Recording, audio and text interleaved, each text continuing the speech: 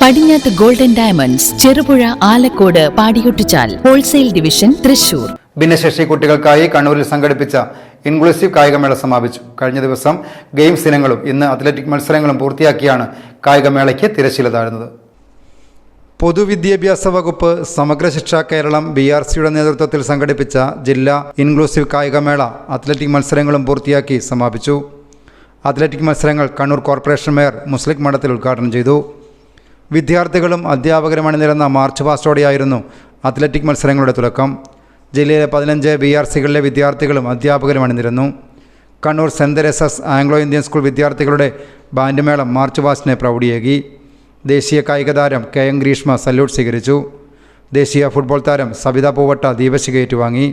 Kannur DEO TV Ajitha, SSK ജില്ലാ project coordinator EC Vinod, ജില്ലാ sports coordinator PP Muhammad Ali, SSK DPO Rajesh Kadannappally, Kannur south DPC CR Vinod Kumar തുടങ്ങിയവർ സംസാരിച്ചു.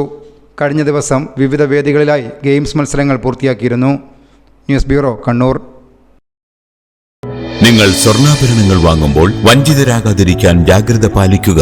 2023 April 1 മുതൽ സ്വർണ്ണ പരിശുദ്ധി ഉറപ്പുവരുത്തുന്നതിന് കേന്ദ്ര ഗവൺമെന്റ് ആഭരണങ്ങളിൽ HUID നിർബന്ധമാക്കിയിരിക്കുന്നു. 100% ആഭരണങ്ങളും HUID മുദ്ര ചെയ്ത മലയോര മേഖലയിലെ ഒരേയൊരു jewellery. Padinjarath golden diamonds, Cherupuzha, Alakode, Padiyottuchal, wholesale division, Thrissur.